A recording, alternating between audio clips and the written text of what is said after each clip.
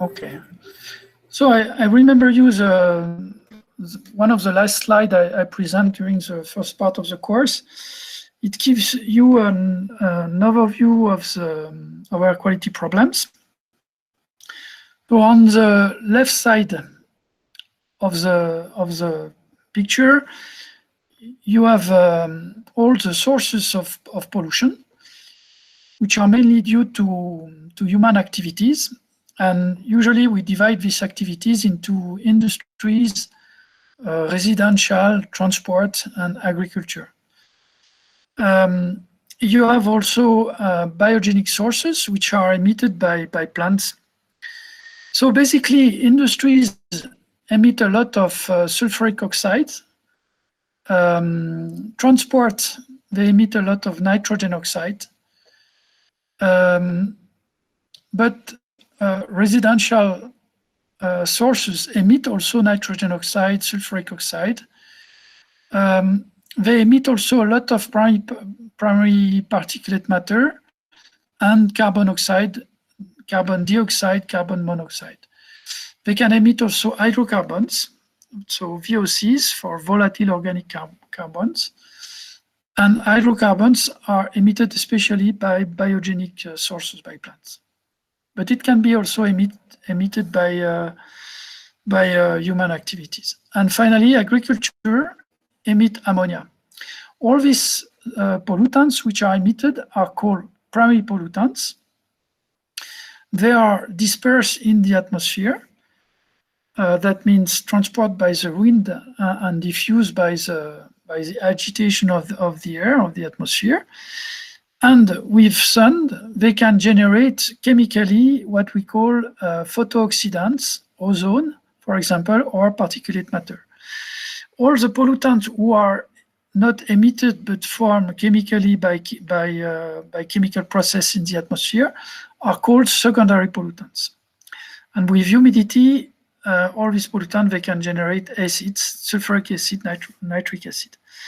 And at the end, all these pollutants, they have an impact on human health and on plants' growth. And the idea of the source apportionment is starting from the concentration of the pollutant to try to retrieve the origin of the pollution. That means to estimate which proportion of the concentration in one place is produced by a specific source or by a set of specific sources. And of course, it is essential to know the origin of the pollution, to design strategies to reduce the pollution. So a large part of the methodology we show you for source apportionment are based on air quality models. So basically, we have two different kind of air quality models. So first kind of models are based on analytical solutions. That means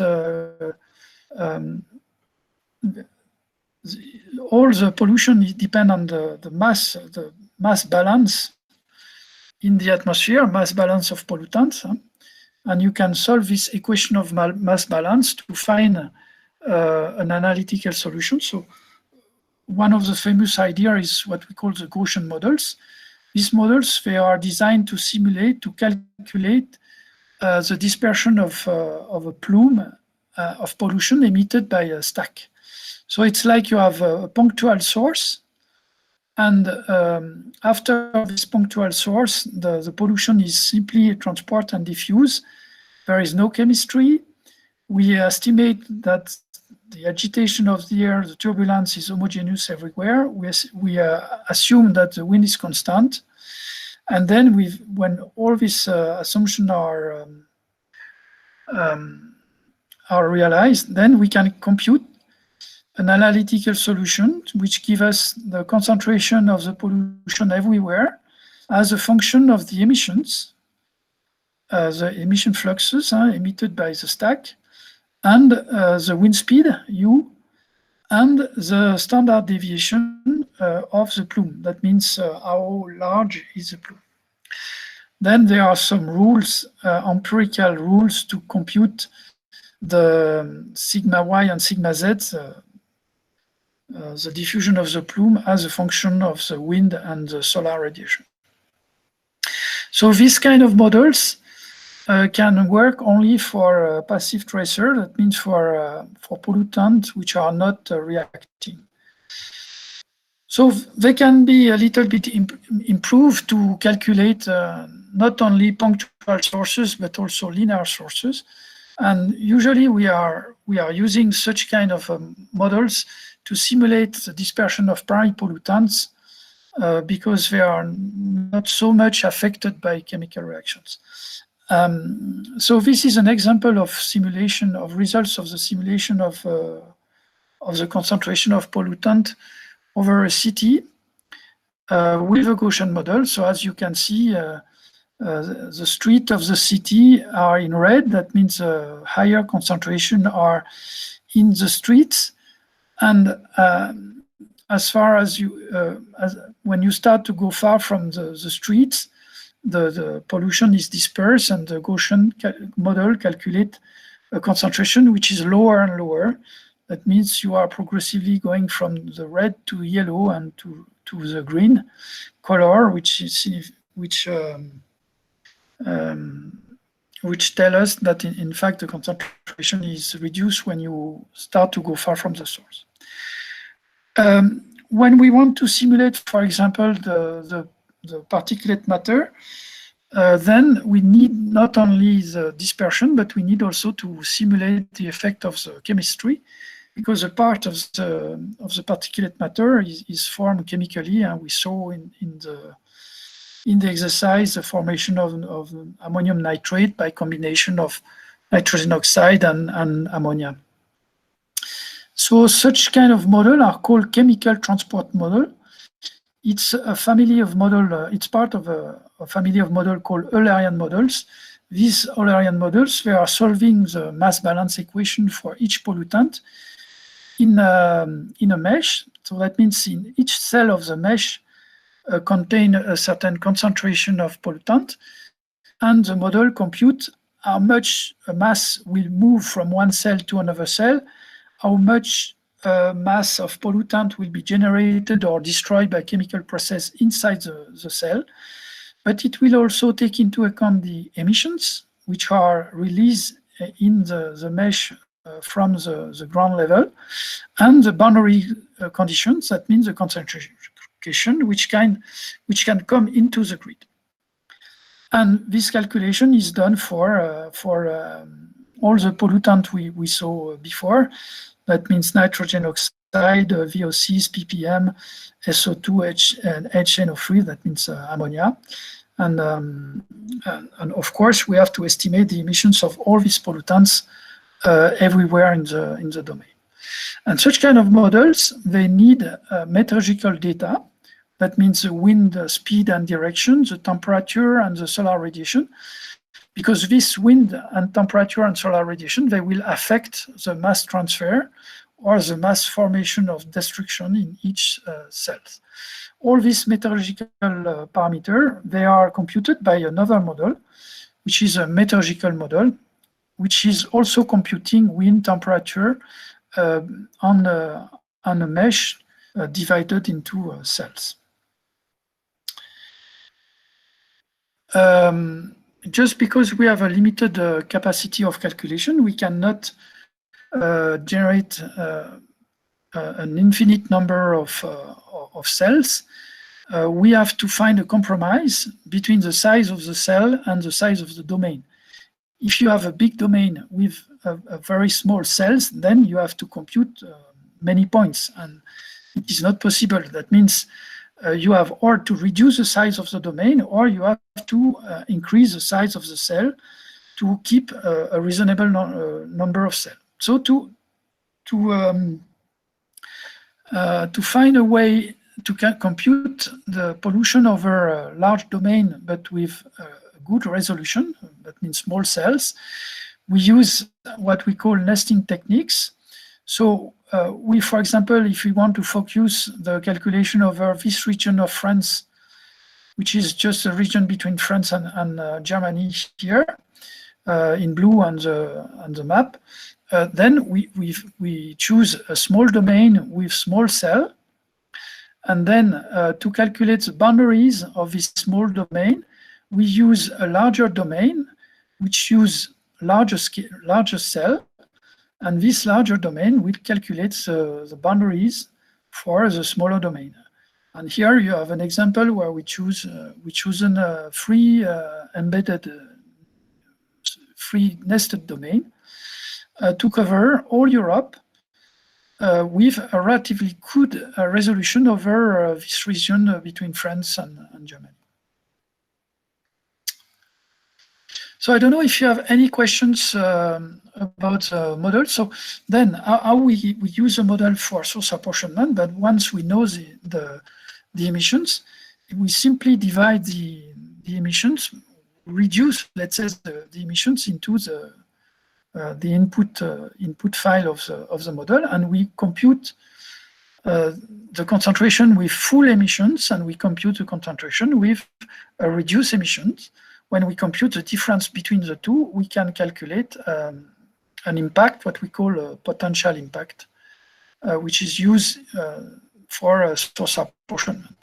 The other method is to add into the model a specific module which is able to calculate the mass of the different pollutants.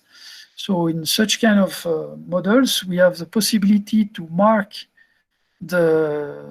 tag a part of the emissions, for example, the emission of Paris, and then the specific module of the model will calculate what this pollution will do in the domain. We will have the possibility to trace this pollution, and at the end to calculate the mass of pollutants which is coming from Paris, for example. Okay, so if you have any question concerning the model before to start the exercise, you should not hesitate.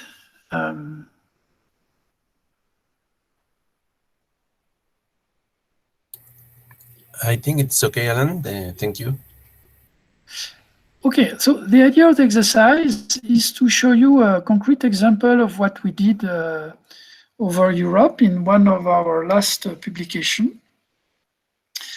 So we took a CTM model. So this Eulerian model based on grid. The model we are using cells of 10 kilometers resolution for all Europe, and we calculate with this model the concentration of PM2.5, particulate matter of size 2.5 micron, all over Europe for 1 year. So on the maps, you can see the average concentration in summer and the average concentration in winter. So as you can see, there is more PM2.5 concentration in summer, and colors are more dominated by green, and sometimes they can reach the red values. This is due to the fact that in winter, the ground in Europe is cooled down, there is less sun. That means the atmosphere is, in average, more stable in winter than in summer. In summer, you have more sun, it hits the ground, and it generates more convection. That means the atmosphere is more unstable. That generates more mixing in the atmosphere and less concentration. But in summer, you have also more chemical processes which are responsible of the formation of PM, which compensate this effect of dispersion. Okay, you can see also that there is a region which is particularly polluted in Europe. It's the north of Italy. The red region here corresponds to the Po Valley in the north of Italy. And we can see also that East Europe is generally more polluted than West Europe, which is mainly due to the emissions. In the Po Valley, it's a combination of emissions which are high and meteorological conditions which are not favorable to the dispersion. So it's like Pollutants here are trapped by the Alps. In the north of the Upper Valley, you have the Alps, and in the south, you have the Apennine. So it's also a small mountain range below. Okay, so once we have this simulation of what we call the base case, that means with full emissions for a year, we want to study the origin of the pollution, and especially we want to distinguish between the different precursors. That means the idea is to see which precursor dominate in the formation of secondary PM. So we will focus our work only on what we call inorganic aerosols. It's aerosols which are formed from precursors which are not organic. That means nitrogen oxide, ammonia, and sulfuric oxide, dioxide. All these precursors, they generate two kinds of PM. They generate ammonium nitrate and ammonium sulfate. So we use the CTM in two different ways. So in the map at the top of the figure, we compute simply the mass of nitrogen oxide, or the mass of ammonia, or the mass of sulfur inside the particulate matter.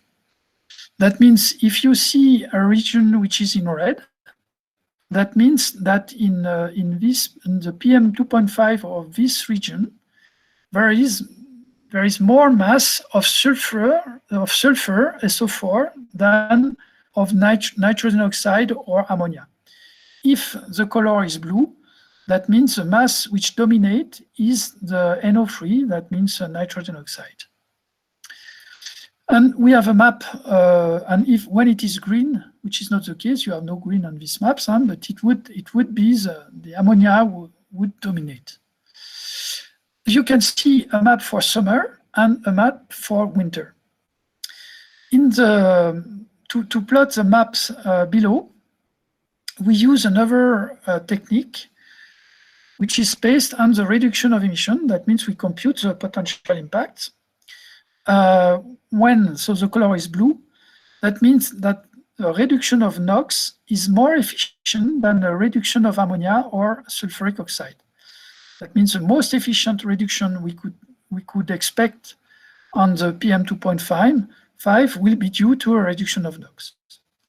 When the color is green, like here, that means it is the ammonia which produces the major part of the reduction, and when the color is red, it is the SO2.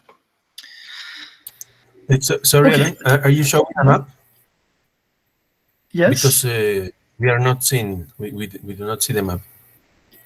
You don't see, there are 4 maps on my screen, you don't see it? No, it is before, in the previous slide, PM formation.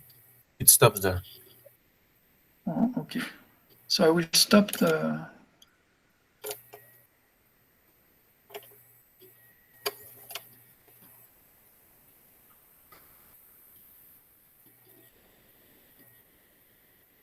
Okay, do you see maps now? Yes. Now we see maps, but you will have to repeat the Of course. explanation. Yeah. Okay, so you have 4 maps. The 2 maps above on the top, they are computed using tagging techniques. That means we are calculating the mass of precursor inside the PM 2.5. That means in the mass of all the particulate matter we have, we calculate which amount is coming from the nitrogen oxide, which amount is coming from ammonia, and which amount is coming from SO2. So this is just a calculation of mass. When the color is blue, that means the main part of the mass of PM is due to NO3. When the color is red, that means the main mass is due to SO4. And when the color is green, and that means the main part of the mass is in HNO4. So you can see that there is no green, for example, in the two maps above. For the map below, the maps below, we use another technique to estimate the contribution of each precursor. We simply reduce the emissions of each precursor one after one, and we look at which precursor produce the larger reduction of PM. So when the color is blue, that means the larger reduction of PM is due to nitrogen oxide. When the color is green, that means the larger reduction is due to ammonia. And when the color is red, that means the larger reduction is due to sulfuric oxide. Do you have some questions about that? Is there any question? So it refers to what you saw during the exercise, and the first technique is the tagging, what we call the tagging. The tagging is simply tracing the mass of the precursor inside the formation of PM. And the second method is referring to potential impacts. So here we reduce pollution of the emission of 25%. That means in the exercise it is called partial impact, I think. Okay, so on the maps you can see that I indicate a region of Europe which corresponds to the north of Poland using a circle in blue. Huh? And the question I will ask you are concerning this region. And the idea is to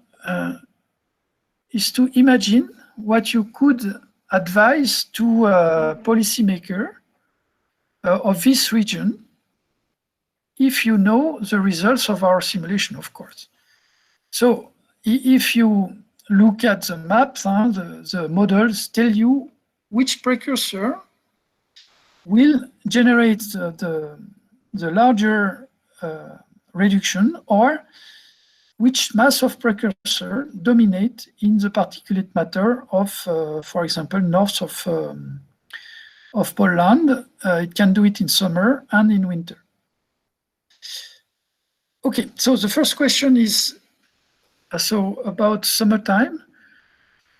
What emission precursor would you act on in priority? That means what would be your advice in terms of which precursor should be reduced in priority? So for summertime, for winter time, what would you advise for a full year?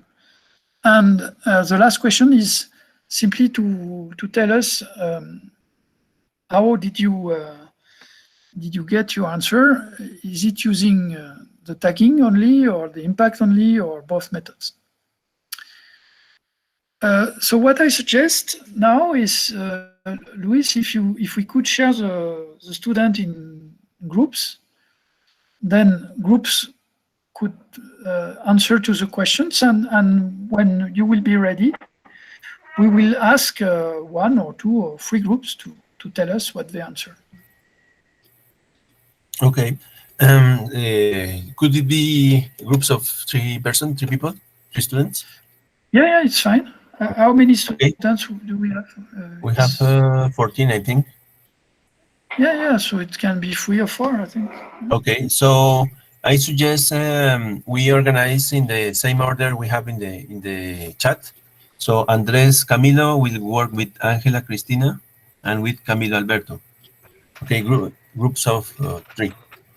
Entonces vamos a formar grupos de 3, como aparecen en el orden en el chat. Entonces sería Andrés Camilo con Ángela Cristina y con Camilo Alberto.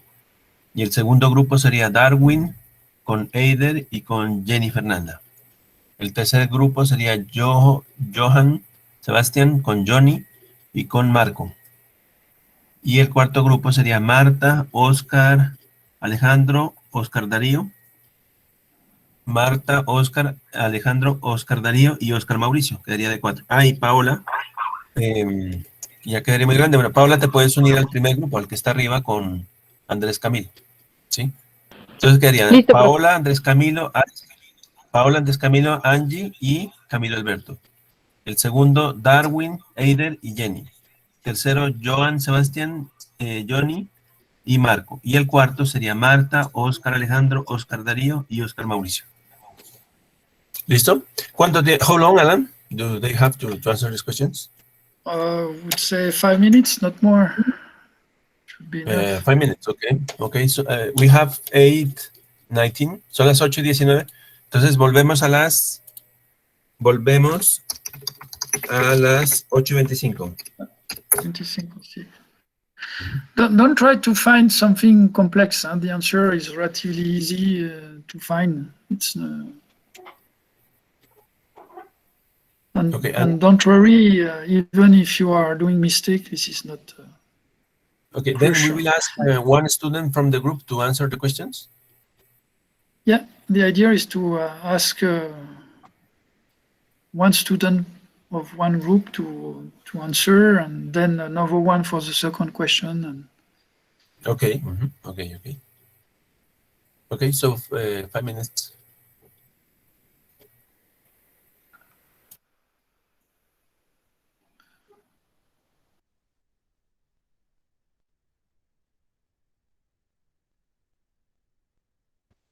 do you have the questions? And normally it's on the PDF. So I will I share can the leave PDF because you sent another PDF, huh? It's the same Yeah, one? but or the no? questions are the same in the two PDF. Okay. Just So you already have the PDF. normally we have it, but send the last one. It will be useful for the next part of the course. Okay.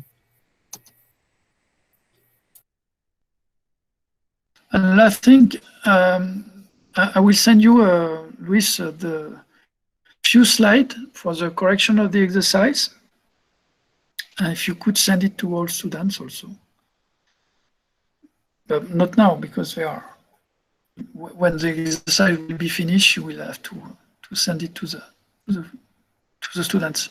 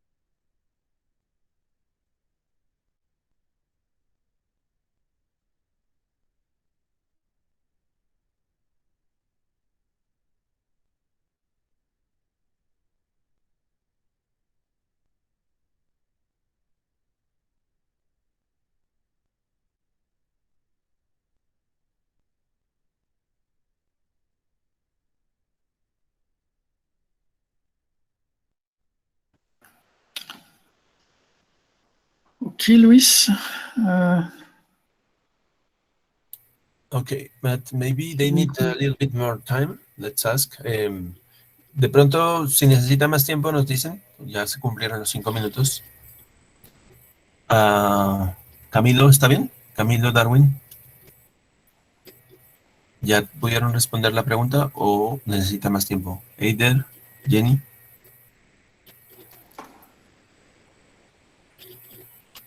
Marco, Marta, Oscar.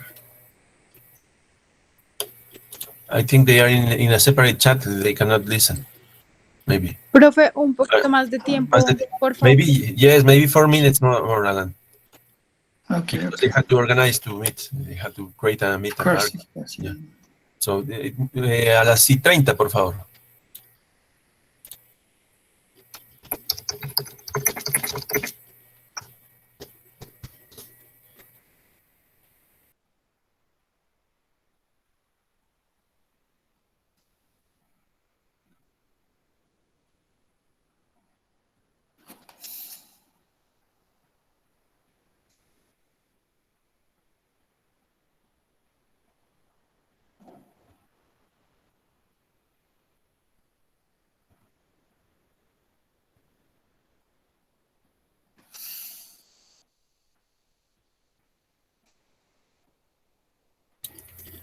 Alan, peut-être c'est mieux si on donne la réponse un peu vite, parce que sinon, on ne va pas arriver pour finir. Alors, Ouais, je sais. on peut demander à Je peux raccourcir aussi un peu après aussi. Oui, aussi, oui. D'accord. Enfin, on peut. Là, on va faire le plus vite possible. C'est ça que tu veux dire? Oui, si. Oui, parce que c'est déjà 8h30 et il reste Oui, je sais. Ouais. Je peux expliquer moins peut-être sur Sherpa, quoi. Oui. Non, mais ça, c'est la plus intéressante. La partie la plus intéressante. C'était un peu théorique, là, ce que je prévoyais, donc c'est peut-être pas forcément. Oui, on verra. Ouais. Non, mais je pense qu'on peut. Ouais. On va aller vite sur les réponses, oui, c'est clair. D'accord.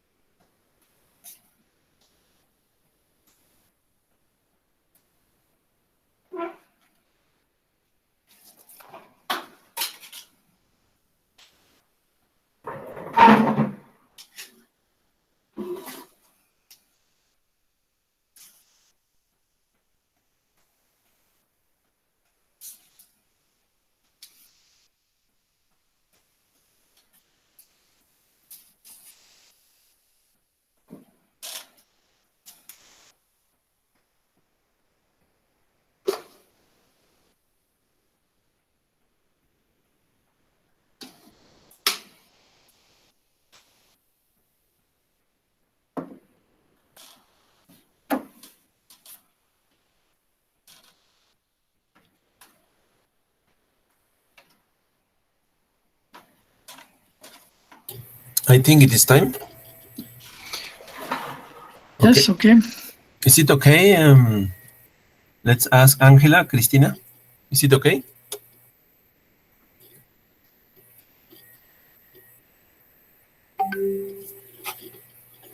Okay, Camilo or Darwin, is it okay?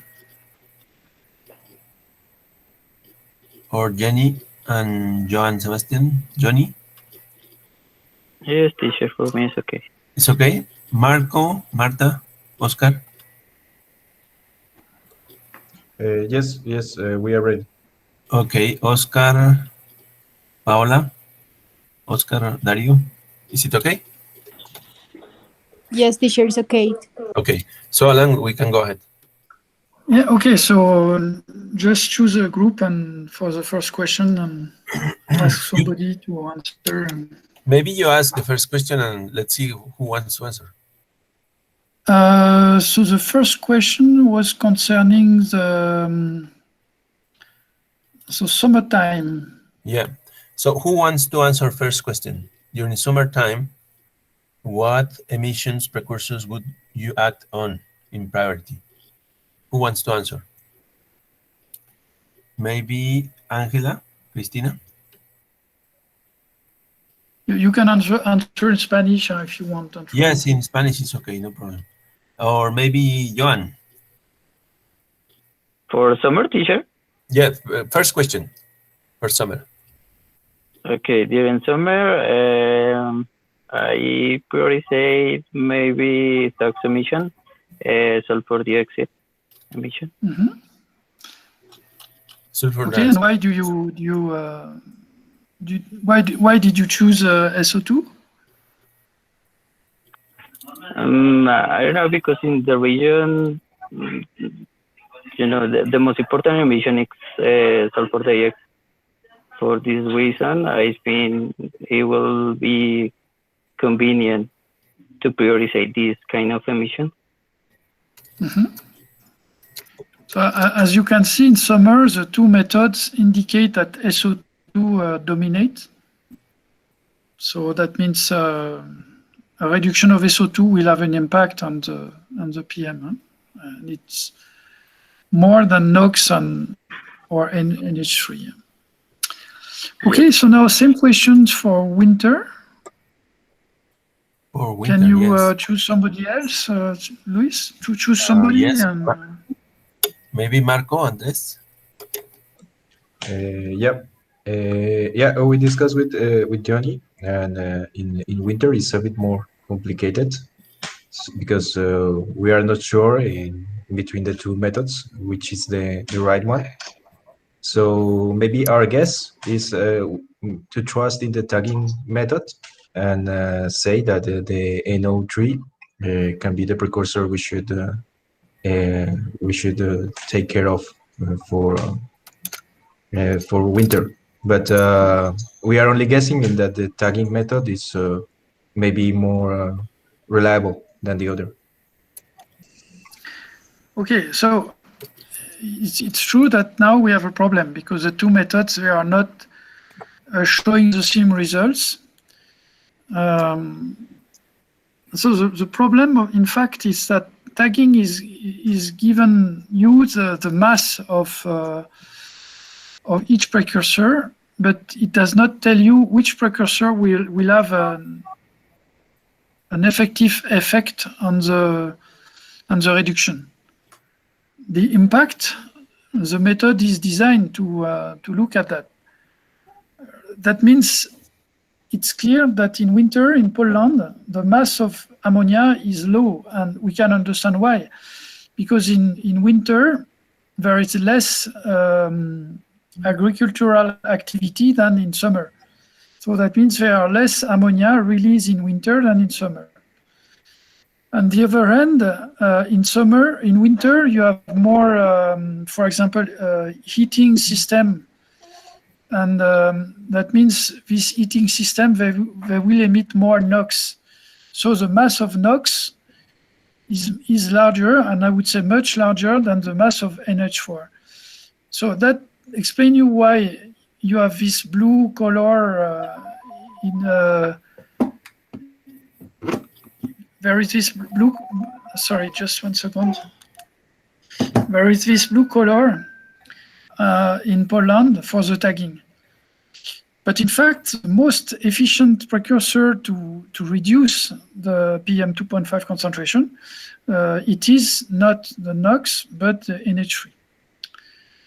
And I will explain you why in the next slides, okay? Okay, thank you. Okay,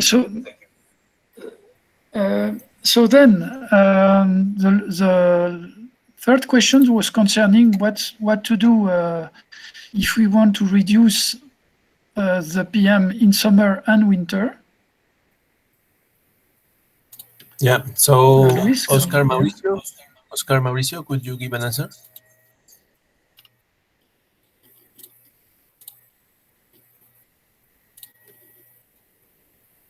We cannot hear you, Oscar.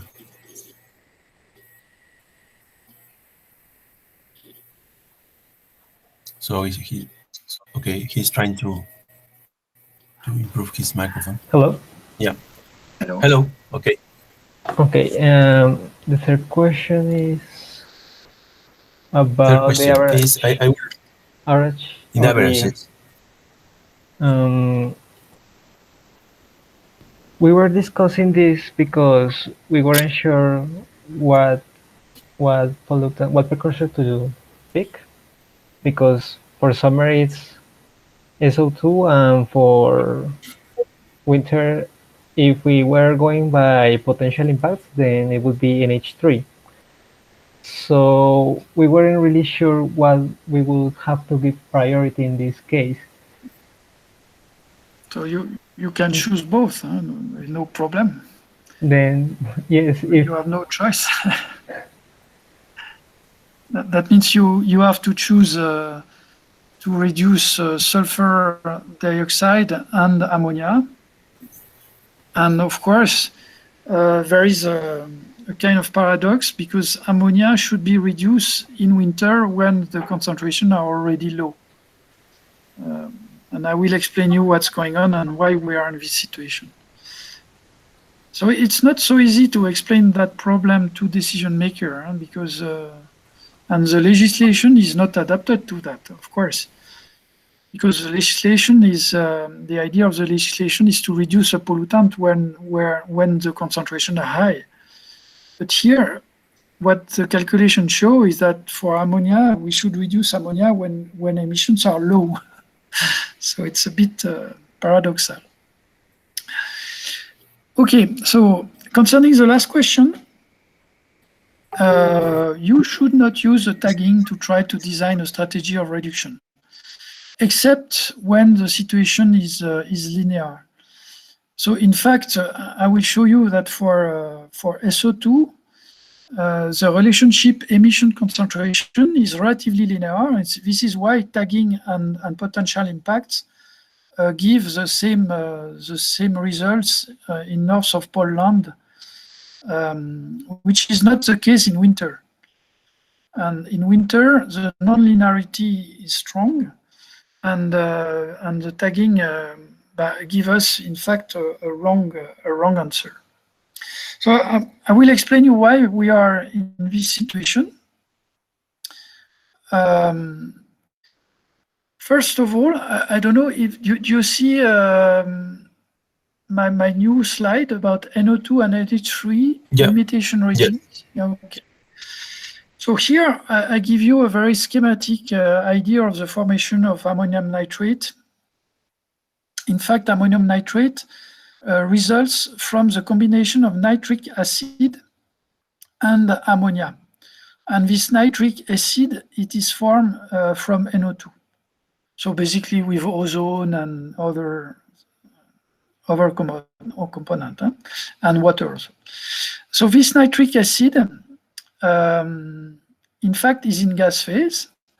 And when the ammonia in gas phase is combined with the nitric acid in gas phase, it gives ammonium nitrate in aerosol phase, as it is a particulate matter.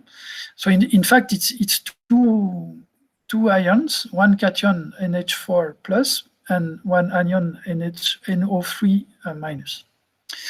And in this situation, you can have what we call different limitation regimes. That means if you have a lot of NOx, for example, if you reduce NOx, NO2, it will have no impact on NH4 because you have a lot of NO2 and you have not so much NO3.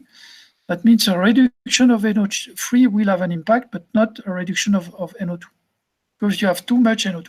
It could be the opposite.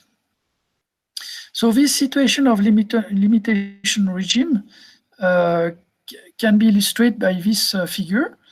So in the first graphic here, I imagine that there is a lot of emission of NO2 due to traffic emissions, for example. So here I took the example of 4 molecules of NO2, and you have a very low level of emission of HNO3. Here I say, okay, 2 molecules of HNO3, and this NH3 will be combined with the NO2 to give ammonium nitrate, but it will produce only 2 molecules of ammonium nitrate because there is not enough NH3 to produce more.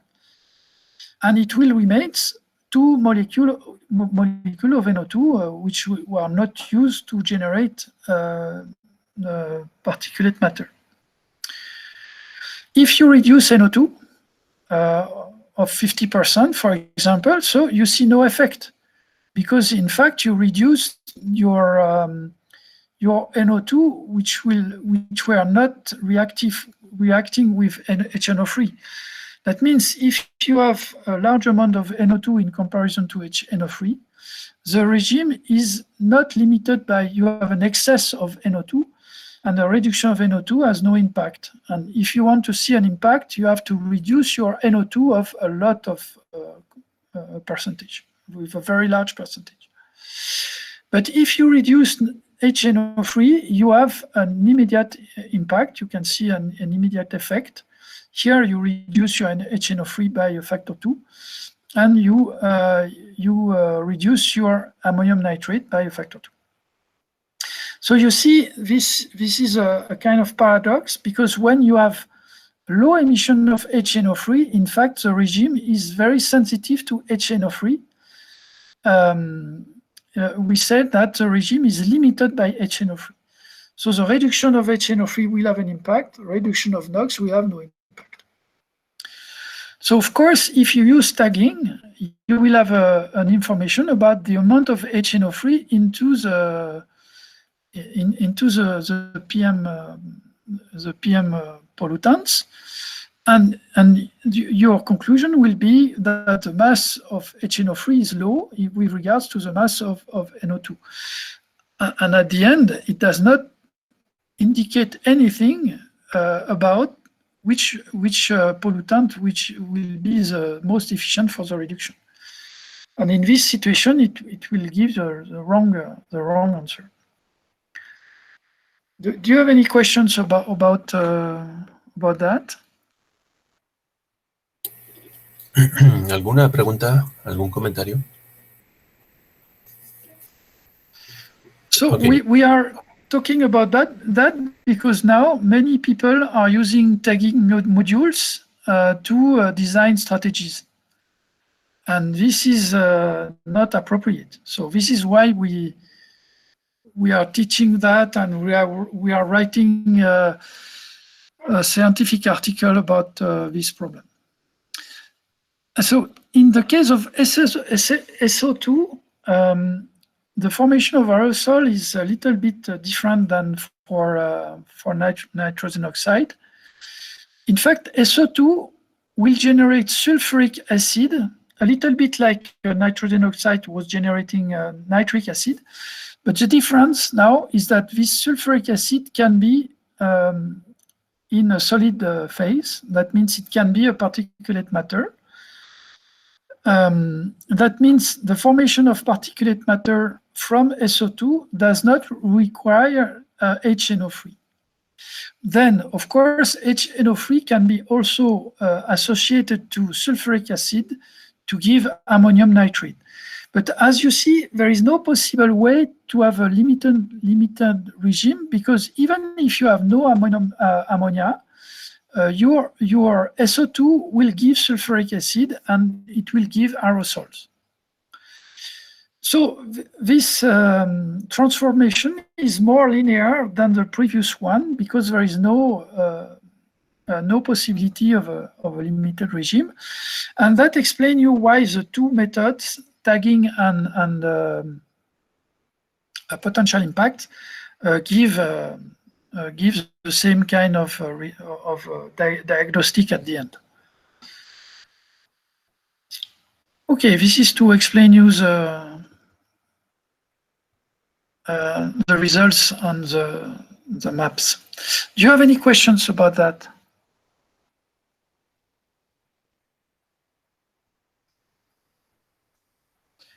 No, thank you. Okay. No, okay.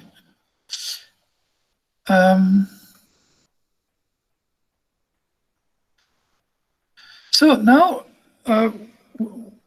my intention was to explain you how the Sherpa model is working.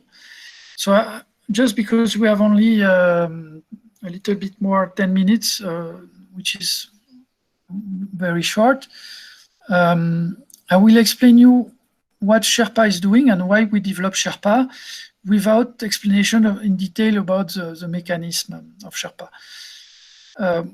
Of course, I can do that for another course if Luis, if you agree to give me this possibility.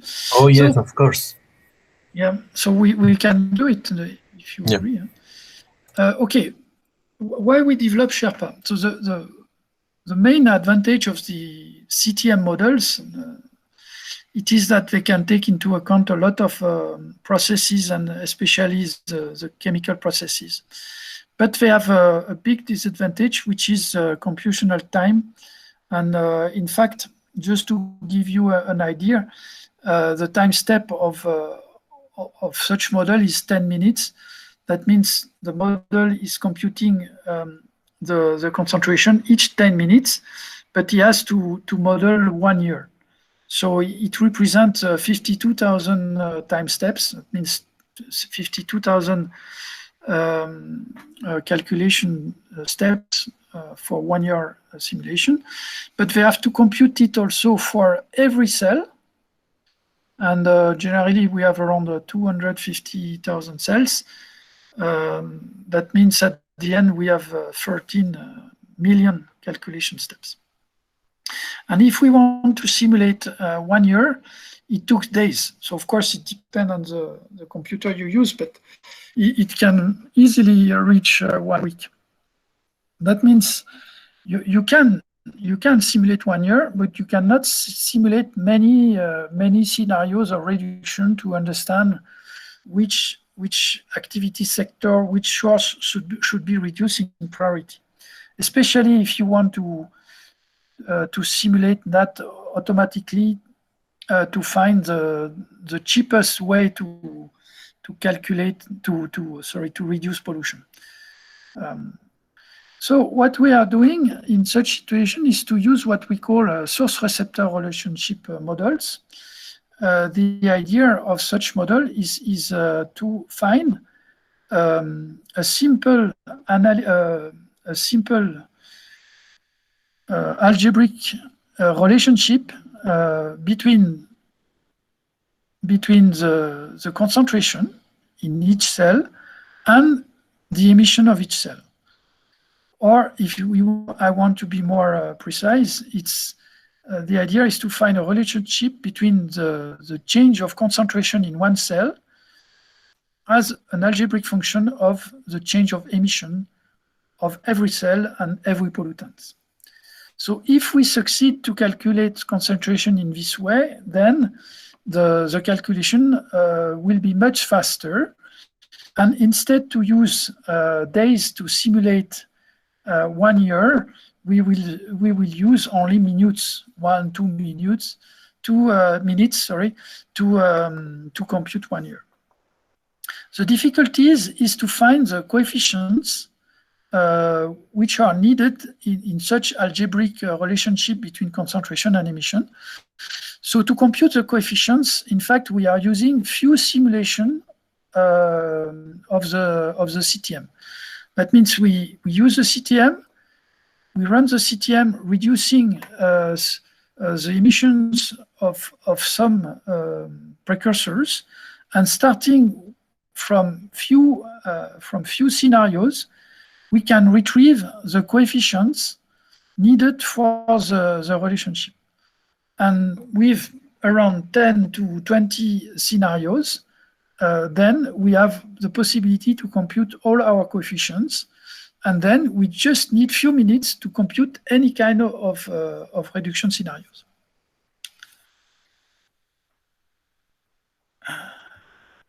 So I suggest perhaps instead to explain you how we develop Sherpa and the algorithm of Sherpa, to jump perhaps directly to some example of results we could get. And all this part, I suggest you to show you that for the next course. Yeah. So then when we can use Sherpa, we have the possibility to compute very quickly any kind of scenario. That means we can treat, for example, all cities of Europe, which is of course not possible to do with let's say a traditional air quality model, because it takes too much time. And we can run for each city of Europe reduction scenarios for any kind of main activity sector. So here we divide the activity sector into agriculture, industries, residential, road transport, and all other sectors. And we plot on this map the sector which dominates. That means the sector which is the most efficient to reduce air pollution. So we can see that a large part of the city of Europe in yellow, they are sensitive to agriculture. That means the main part of concentration in such cities is due to the ammonium nitrate, which are formed by a combination of ammonia from agriculture and NOx from traffic. In Eastern Europe, there are a lot of cities which are in red. That means where the main source or the most efficient sector for reduction is a residential sector. Some important cities, they are more sensitive to road transport. It's the case of Paris, for example, Lyon. This is Toulouse, this is Madrid. Here, I don't remember the name of the city in Spain. London.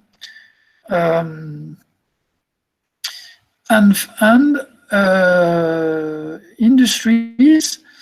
Okay, it's a sector, activity sector, which generally affects cities close to the ocean or the sea, because due to their commercial activities, there is a lot of industrial activities.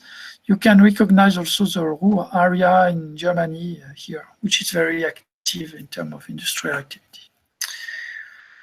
I can show you how Sherpa is working, so I will try to...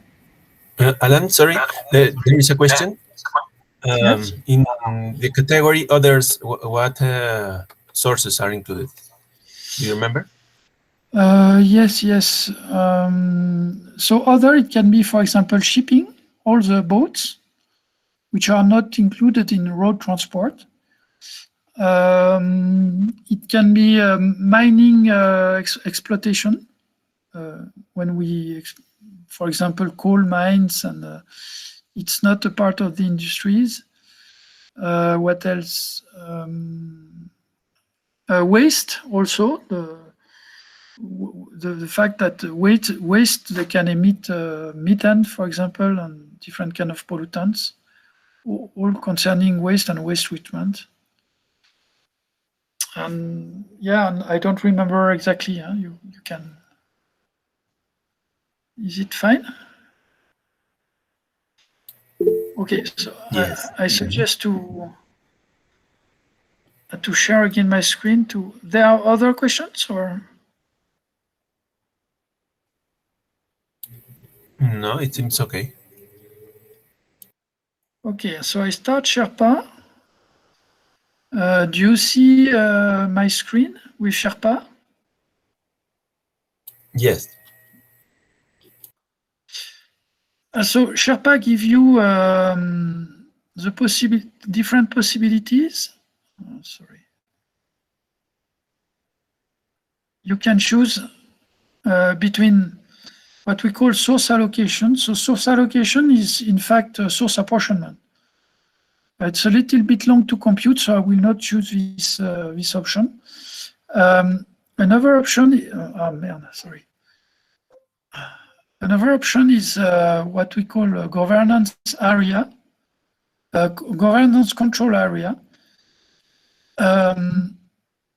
Another one is scenario assessment, and it can prepare the input for a model called RIAT. RIAT is a model which computes the cheapest way to reduce emissions. That means it integrates the economical cost to the analysis.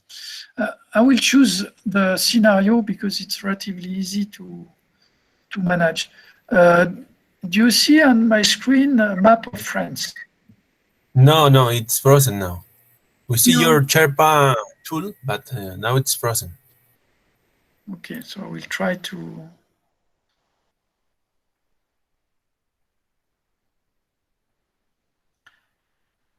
Restart. And now you can see the map of France. Yes. Do you see this map moving or not? A little bit it moved. It moved a little bit, but now it's frozen again. We see France now. Ah, yes, it is moving. Okay. So I will choose PM 2.5. We have the choice between PM 2.5 and NO2. And I can zoom. For example, I can zoom to choose a region. I can choose a region or I can choose a country. Sorry, Alan, it's frozen again. I think. Okay. Did you choose pollutants? Teacher, I couldn't see the screen. You cannot see the screen. I see the screen, but it's frozen. Okay, I will restart. I think Okay, you now, have to turn off your camera, maybe. My video. Okay. Maybe, yes. I see a red in Yes. Europe. You have a spot. So yes. here I select the region of Alsace, which is close to Germany. And this region appears in red. And now I will choose a level of reduction in the table which is below the map. So I can choose the precursor I want to reduce on the line, or I can choose the macro sector, the activity I want to reduce. So basically 1, 3, and 4, they are industries, 2 is residential, 7 is traffic, 10 is agriculture. Sorry, Alan, Of but course. it's frozen again. Yeah, but you can see the map and you can see the table. We see the map, the table. Ah, you didn't change anything. Okay. I don't change anything. Okay. So if you want, for example, you can install Sherpa in Colombia. For that, you need to run a CTM for Colombia. So that means you need to compute your emissions. And you can run a CTM for a limited number of scenarios. And you can choose your activity sector as you want.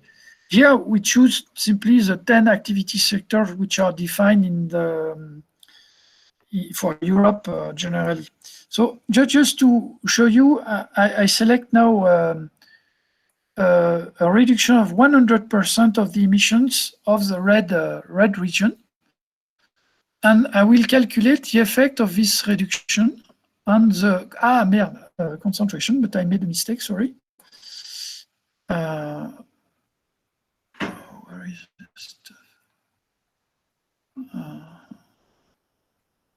compute maps. Okay, so it will take 1 minute. And the results of this scenario mode will be a map of Europe with different colors, colors which indicate the level of reduction we can expect everywhere, in every place, if we reduce all the emissions of the region of Alsace.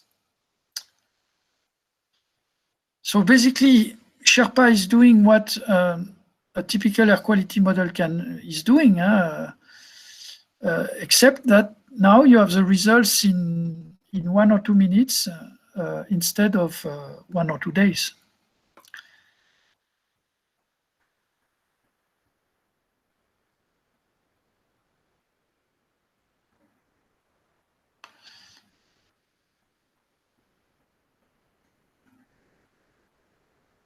Okay, do you see another map? Yes. Okay. So you see that, of course, the main effect appear in the region itself, but it can affect the region around that, and main effects are located in red in the map. It corresponds to the city of Strasbourg in the north and city of Mulhouse in the south, which are the 2 main cities of the region.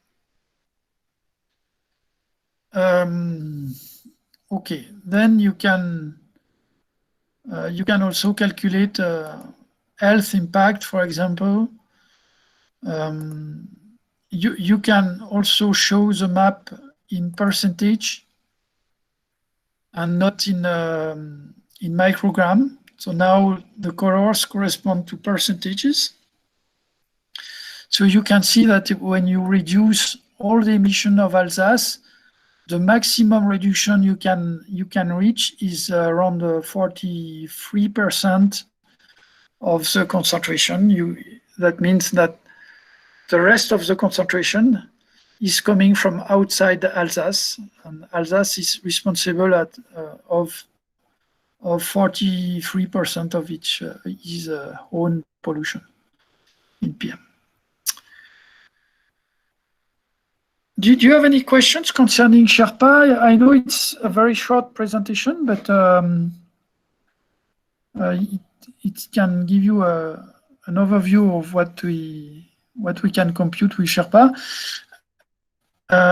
Next time, I can explain you how we succeed to reduce so much the calculation time, which kind of technique we are using. Yeah. Okay, Alan, thank you very much. It is very interesting how you have been doing, and we would like to do this for Colombia, and we are trying to do it. But I know it takes time, and it will be not that easy because it's a lot of work. But we try to motivate people in Colombia also to do similar. I know it is not enough what you have shown here to understand everything, but I hope we can continue next class if you have time, Alan, and to show how Sherpa is working, how to develop that, and with the results for Europe and for other cities. Yes, with pleasure. With pleasure. Okay. If you tell me. Would be next Tuesday. Tuesday. Yeah, at, next Tuesday. 7? It's possible. Yeah. Yeah. Okay. It will be very interesting. Yes. So thank you very much.